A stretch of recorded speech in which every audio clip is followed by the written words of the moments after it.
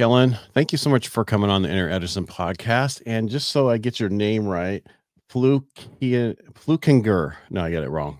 There's no N in it. That's all. Flukiger. Flukiger. I Yeah. tell you. You know what? Just throw me out. I'm a redneck. What do you want? It's okay. Flukiger. Flukiger. Yeah. Kellan Flukinger. Yeah, whatever. I'll do my best. You know what?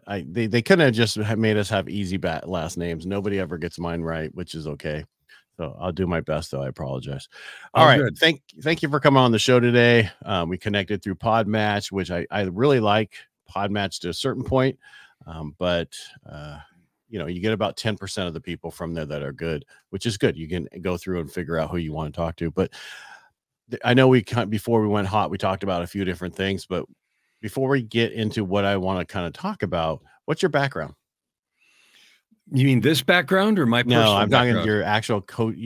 Because I know you were in for corporate world for many, many years, if I remember. I spent 30 years in electricity, deregulation, that mess that was a big mess in California. And I spent 30 years, 77 to 2007 in that. In 2007, I left that whole thing, and I did work in the US and Canada in the electricity industry.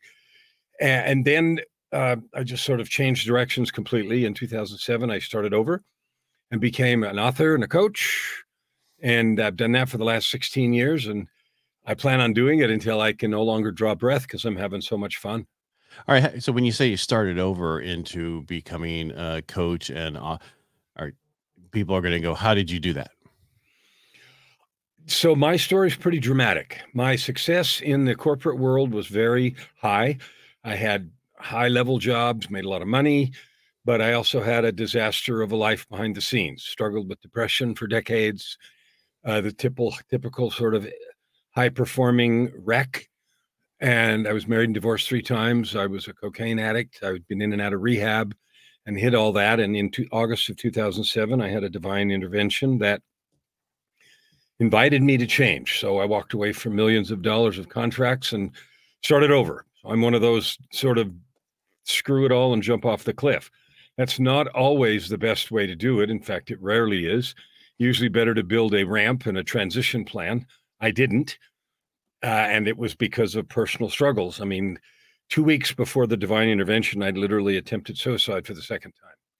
So wow. The whole situation was pretty dramatic and all that jazz. And I had no idea what I was going to do. I just said, I'm done with this, and started over. That's pretty, but you say you should have an offer. No, you shouldn't, because if you do have any protection, anything to go back through, you'll never finalize what you need to do. I love that. Thank you. I'm a burn the boats guy. Yeah. I'm a burn the boats guy. Yeah. Well, that's how they normally got people to do what they needed to do if they have no way back. So, that's right. I'm a burn the boats guy, but some people don't want to do that. That's okay. They'll never change. You only change for 2 reasons, pain or pleasure. And most people wait till it's so much painful that they finally do something. Well, that would have been me. Yeah. Well, that's how you do in sales too. So people don't buy unless it's pain or pleasure. So it works throughout our whole life. Yeah. Yeah. No question. What was your divine intervention? Well, there's a little story there. So August of 2007, I was a single dad for the third time. I had 4 of my 10 kids living with me. They were all teenagers, and I came home from work on a Friday night in August of 2007. I was ready to go out and party for the weekend because that's all I did. And suddenly I felt the urge to turn on the television. Now, that doesn't sound like anything, except I didn't know how. I picked up the remote and realized, ooh, I wasn't a TV watcher. I bought it for the kids and friends and stuff. So my 16-year-old daughter, punched the buttons through the remote at me, dipweed, and it landed on a program I'd never heard of, which I don't know is still on, a reality TV show called Intervention. Oh. Now, that's a reality TV show about families who stage real interventions for busted loved ones, right? Mm-hmm. The protagonist was a high-ranking executive with a cocaine problem. So I watched my life for about 10 minutes, and I said, screw this, I'm not watching this, turned it off, and did the dishes and did some other stuff and was ready to go out to party, and I was just absolutely compelled to turn the TV back on. So this time I knew how, and I did, and that program started over. No, I didn't have a DVR, and no, it wasn't on the schedule, and no, it can't do that. I got it, but it did. I watched the program and it went poorly. The guy yelled at his family, swore he didn't have a problem, and stomped out of the intervention. When it ended, I was freaked out. And so instead of going out to party, I went to bed. When I went to bed, I went to hell. And what I mean by that is I went somewhere, it felt out of body, and I was in a dark room that felt like a theater. And on the stage were scenes from my life. And they started very young. The scenes from my younger life, where there was a lot of physical abuse and things that had led to the depression. And so that was all there in living color, up through the suffering I had inflicted on everybody else as a lousy marriage partner, a liar, a drug addict, and all the rest. After an interminable long time, a voice said, "It is enough." I woke up and I was disoriented because the sun was shining in the windows and the windows faced west. I got up and realized it was 5 o'clock Saturday afternoon. So I'd been somewhere nearly 18 hours. And I got up and realized I'd been invited to change. I have never really gotten help. I'd never gone to do anything. I just sort of struggled my way through life terribly. But I knew I said, I don't know what to do and I don't know where to go, but I'm done. So I threw away, $1,000 worth of stuff I had laying around, drugs, I always did. And I quit cold turkey that day. So that got me sober. The rest of the intervention was next, because I didn't do anything about how I got there. Depression, self-loathing, self-sabotage, the roller coaster of all the stuff, right? Monday, when I went back to work, in the position I had, I used to get a lot of free stuff. Because of the position I had, I made decisions that affected other companies, sometimes to the tune of billions of dollars. And so I used to get a lot of free stuff, not bribes, but, be nice to Kellan stuff, that kind of stuff. Tickets to this and, that kind of thing. And one of the things I got was a pair of tickets to see a Yo-Yo Ma concert. Now, if you know classical music, you know who that is. And if you don't, you don't. But in the classical world, that's like, ah. So I thought, oh, this is great. But I don't have anybody. I'm not going to waste this other ticket. They were like $1,000 tickets. So I thought, okay. So I asked in the groups that I managed who likes classical music. And a woman in one of the groups said, well, I do. And I said, have I ever given you anything before? Because I gave away stuff all the time. And she said, no. I said, okay, fine. See you there. So I gave her the ticket. We met at the venue. And the concert was spectacular. And now you got to know the date of the concert, I'm now 2.5 weeks, stone cold sober. The concert was amazing. And halfway through, this feeling came over me that I recognized from 2 weeks before. And this voice said to me, you need to marry this woman. And I said, you're insane.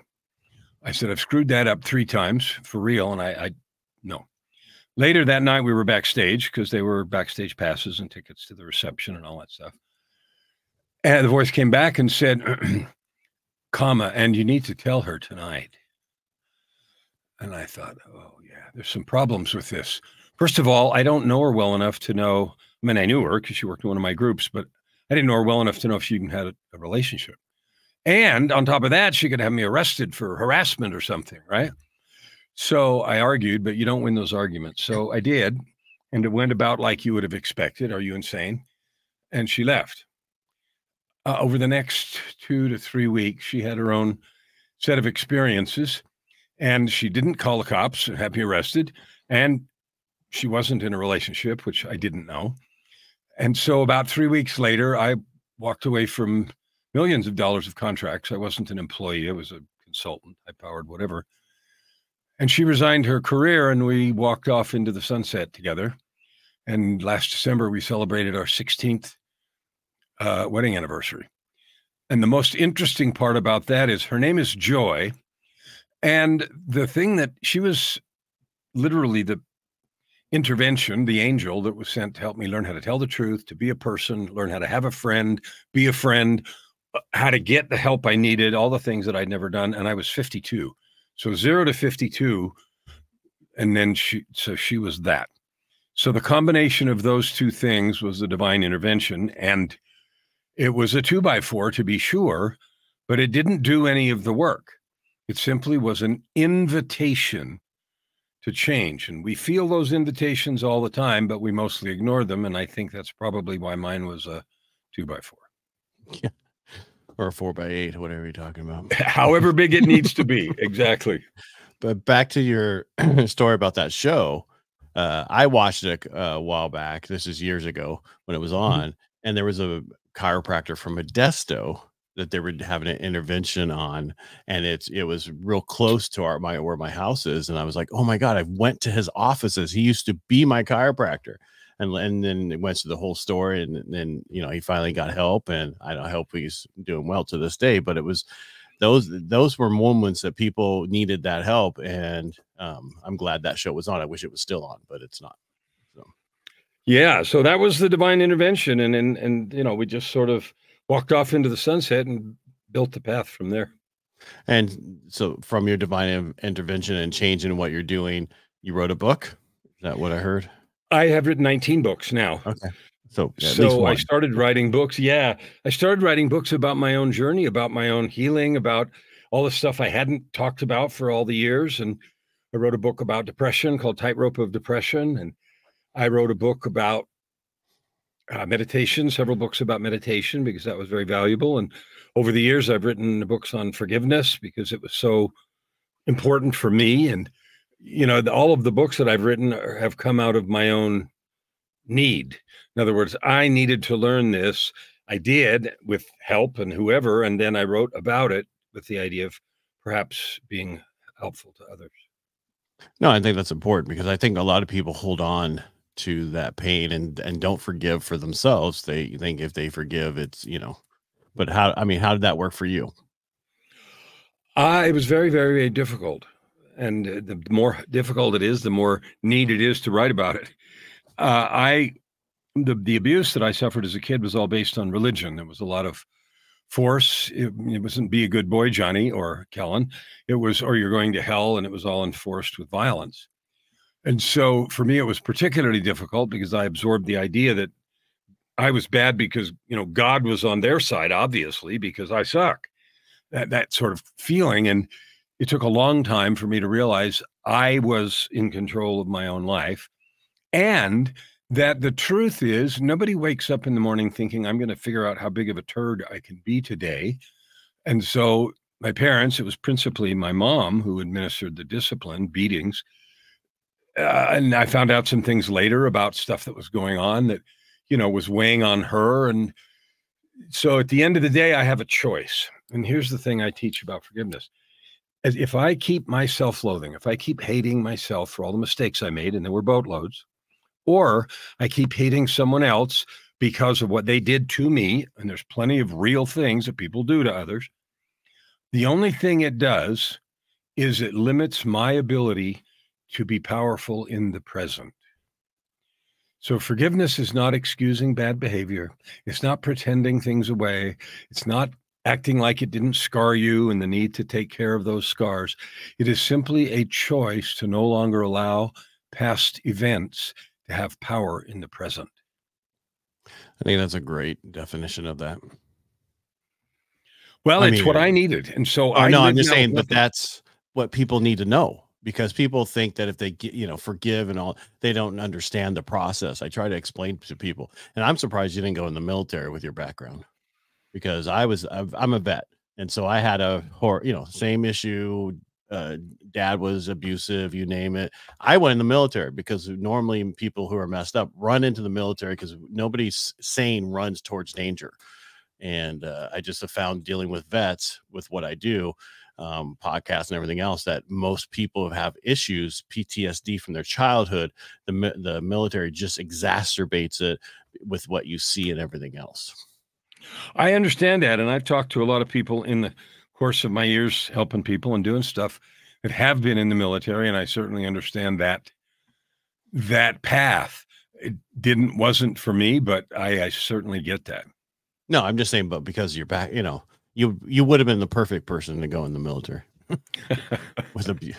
Not that's because everybody's like, we need to help everybody deal with their childhood issues. And I'm like, that's fine, we do, but then you're going to cut the military down, because help them afterwards.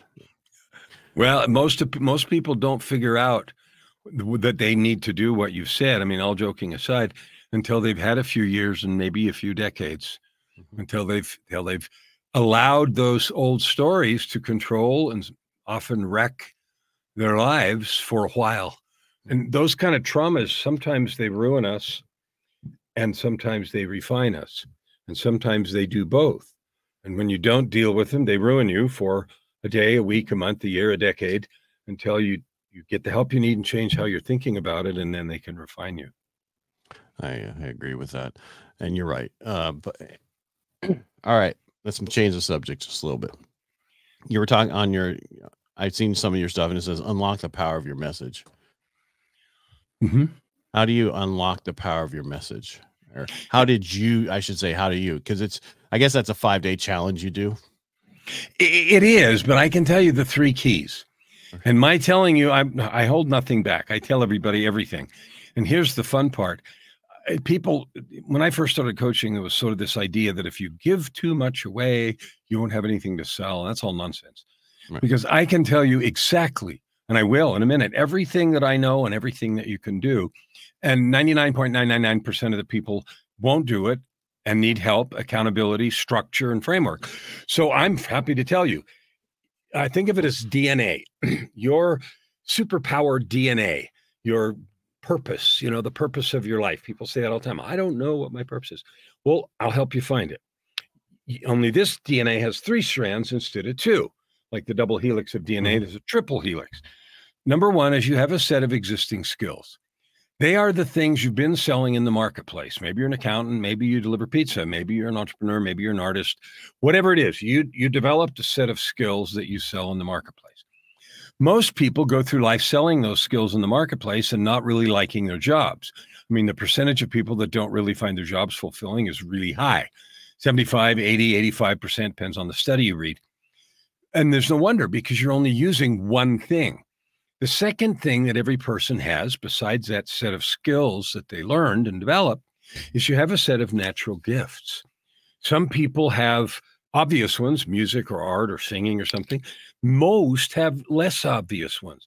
You listen really well. You're charismatic. You have the ability to read between the lines and kind of feel what's going on. You might know exactly the right thing to say to people. All of those are just kind of natural gifts, and we all have some. And we tend to downplay them because it's something that's easy and natural for us. So we think it doesn't work. It's not worth much. That's not true. But anyway, the second column of things you have, and the exercise, I help people do this. Number 1 is, what are the skills you have that you've been selling in the marketplace or could sell? Number 2, what are the natural gifts you have? Now, sometimes people marry those two in the process of their work, and they use some of their natural gifts to augment their skills. And obviously that's more valuable. People that get into good leader positions or, that kind of thing usually is a marriage of those 2 gifts. The third column is your life experience, which is the basket in which all of this unfolded. Your struggle growing up, my struggle growing up, mostly it's the traumas that have the biggest impact on us, but it can be positive things too.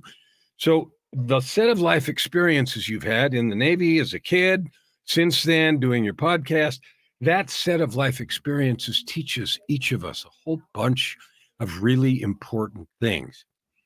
So if you look carefully and you do this work at your existing skills, your natural gifts, and your life experience, you can weave them together into what I call, your rope. Think of a big rope, like a nylon rope that holds a ship. It's got a blue and a yellow and a white set of strands, right? You can weave those together. And if you do, you will find the thing that will allow you to make the most money, have the biggest impact, and have the most fun. And who wouldn't want that? The problem is people don't go through that exercise. They don't actually think about how to do that and think about what they could offer to the world and who would need it and how to package it and how to present it so people can buy it. But it's there in every single person. And every person that comes to me and says, I don't know what to do, we'll have a conversation for an hour. And it's like, well, yeah, I could do that. And then the work starts, because you still have to figure out how to package it. What would you call it? How do you offer it? Who needs it? How do you market or get in front of them? How do you do all those things? And that's where people just quit. They see it. They start to see it. They feel it. They feel the nudges. I really should be XYZ, but they don't do it. And so that's how you can find it. Look at those 3 things. Like, your purpose isn't going to come in a freaking Amazon box. Like, it's not going to be delivered. Oh, a light shines on your head. Beep. Oh, there it is. You have to choose, and you have to do the work to choose, but it's worth it because what I do, like my goal this year is to reach 250 million people. Your show, my show, I've been on hundreds of shows, and I have a podcast myself with 850 something episodes. The point is I want to reach my 250 million people. Reach them and do what? Help them understand their unique gifts, their skills, what they really could do, how to answer the call that they feel to do something that matters, and how to make a living and a difference with that thing. Help them create from that infinite possibility. So that's how to find your gift. I want to go back to how people, because a lot of people figure out what they want to do, but like you said, they stop, but because they don't know how to do the rest of it, right? How to package, like you said, how to make money from it and move forward. And then you see people who do stuff, because I've seen it, and you're like, they just do it. They don't even think about it. I think we limit ourselves a lot with our self-doubts and, being worried about, hey, I'm an imposter. And I was telling somebody else, only imposters don't have imposter syndromes. I have a name for all that. I call it the Witot fungus. WITOT, Witot fungus. And I created that name at the beginning of the pandemic about 4 something years ago, because when the pandemic first happened and people are locking down and all that scary stuff was happening, everybody was looking at that old Johns Hopkins, site, watching the spread around the world and all that stuff. And here's what I used to say: the Witot fungus kills more people than COVID ever will. And Witot is an acronym, and it stands for what I think others think. What I think others think. And that concern with what people are saying about you and what they think of you and what will they say if I fail and all of that stuff, that kills more dreams than anything else. They're worried about failure. They're afraid that somebody will laugh. They're afraid they'll look stupid and all the rest. And the truth is, yeah, you probably will. You will fail and you will look stupid. And you need to get over that and do it anyway, because otherwise you're going to sit in your basement and do nothing. Yep. That's important stuff you're hearing right here. I mean, people need to just get out of their way. And that's one of the reasons I do the Inner Edison podcast, is to let people know your greatest accomplishments come from your greatest failures on average. But, you have to make mistakes to get to where you want to go. And if you're not making mistakes, you're just not trying. People connect with our messes more than they connect with our successes. Because if people get up and say, this is what I've done, and I'm cool, and I've done all this stuff, what happens is people look at that and say, yeah, that's you. I can never do that. The connection comes when people can relate. Oh, you were there. You did this. You understand this and that. And you're able to take people through a journey. That's what I love about coaching. Coaching is I call it the people encouragement business, or the anxiety annihilation business, or the blind spot protection service. I have like a dozen of these funny names that talk about what we really do. It's not about information. It's about helping people have the courage to do the things that they want to do, even with the failures. And I want to take a second here and just really honor you, Ed, for the effort that you're putting into this, because a podcast is a lot of work. It's a labor of love, and it comes out of the conviction of your heart that you want to do something that matters. And so I just absolutely am honored at you and what you're doing and who you are being in the world. Well, thank you. And you're right. It is a lot of work. And I don't just do one, I do multiple, plus I do radio and a bunch of other stuff. Plus I done a mortgage business. And for myself, going through my processes over the last few years, I didn't really know who and what I was anymore until somebody helped me figure out that I help tell people stories across multiple mediums. And that's what I do really well. So. Fabulous. And that is so important. As we now, how do I package that and make money off of it besides the podcasting? Well, so you help people identify and spread their stories. So what I would, if we were talking in a coaching situation, I would ask you, what part of that do you really want to do? All of it from soup to nuts? Someone comes to you and say, I don't have a story, or I want to have a story. Or you're going to help them identify the story and then help them figure out who needs to hear it and how to organize what they learned from their story so that it would be valuable. So I would work with you and say, okay, you love to spread messages. How come you love to do that? What has happened for you to do that? Do you want to teach people to spread their message? Or do you want to teach, do you want to just be the spreader and you want to help people identify their message? And an easy thing for you to do would be to charge a fee for that work, helping people do the triple helix, identify their message, their life experience, like what is there. And you could, the marketing is to help people realize what they already feel, which is, I have a message. I don't know what it is, and I know my life's been a mess and all this and that, but I know there's something there. Helping people identify that and organize it is both rewarding and it's fun and it's valuable. So in the few minutes we've got, I can't tell you, just because there's not enough time, Right. everything to do, but what you do is valuable, and there is a way to package and monetize that skill.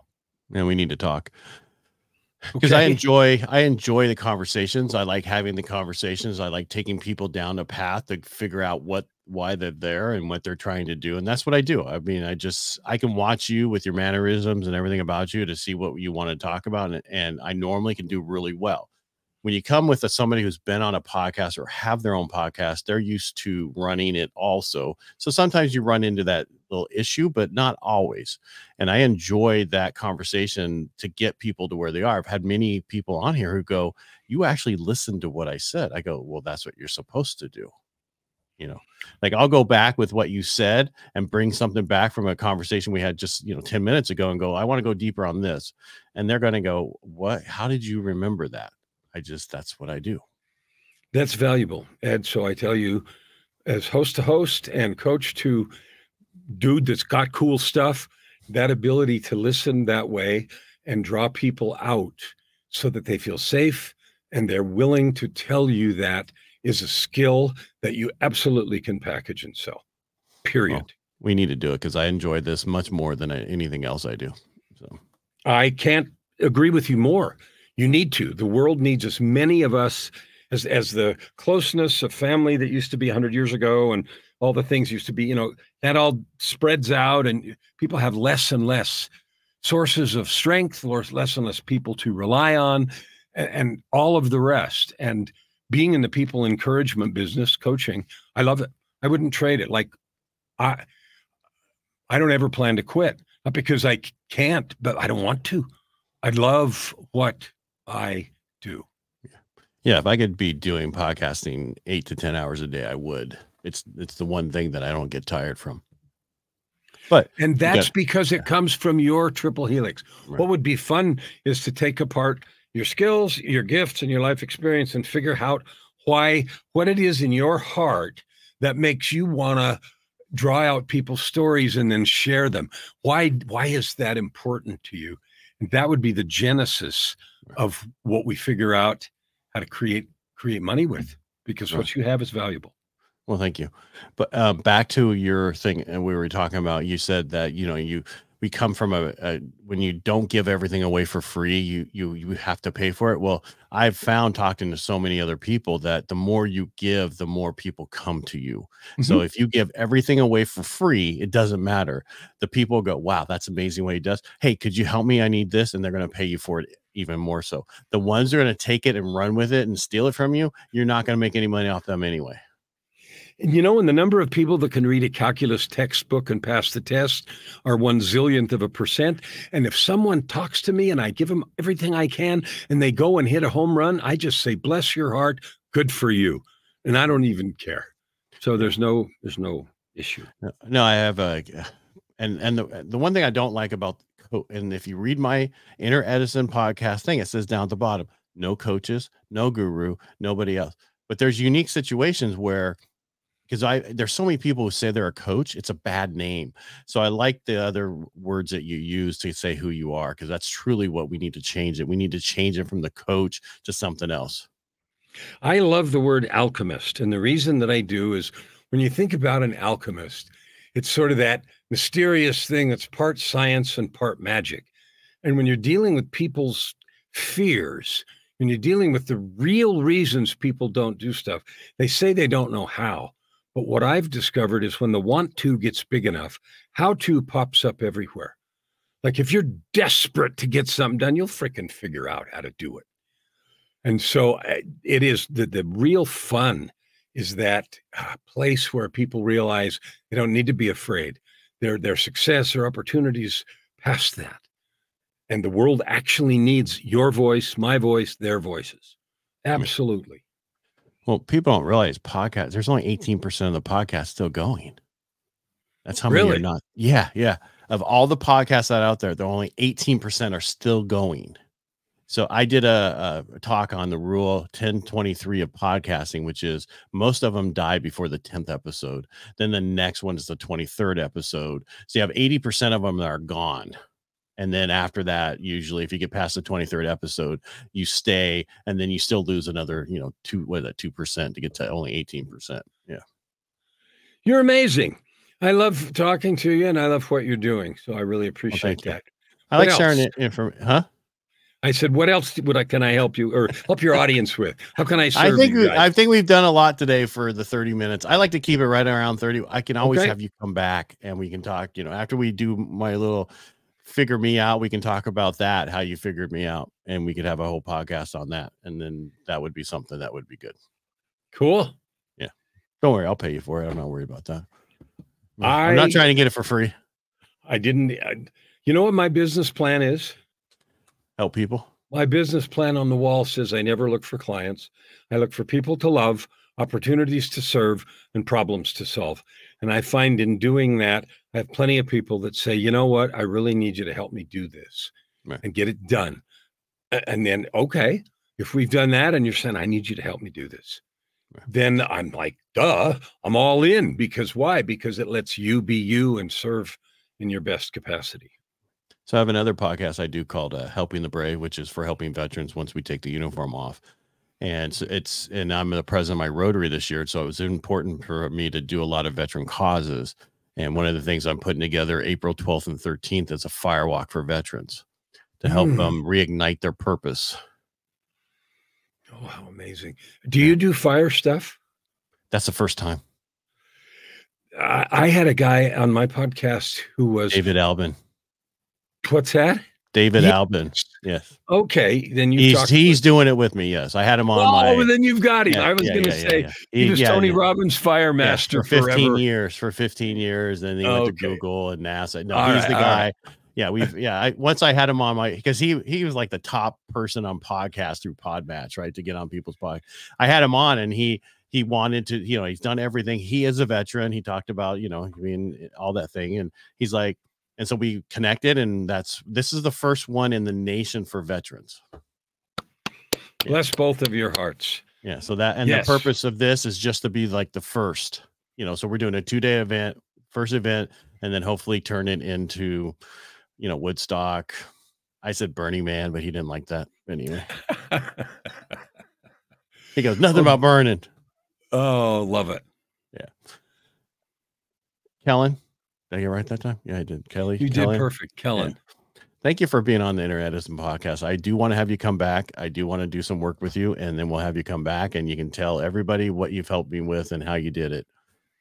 Does that work for you? Honored to be of assistance to help you create your message, package it, and make it so that you can do more of it. That would be beautiful. That would be the ultimate. Because my wife asked me a long time ago, why do you do what you do? And I go, because I really enjoy it. Well, you can enjoy it and get paid for it too.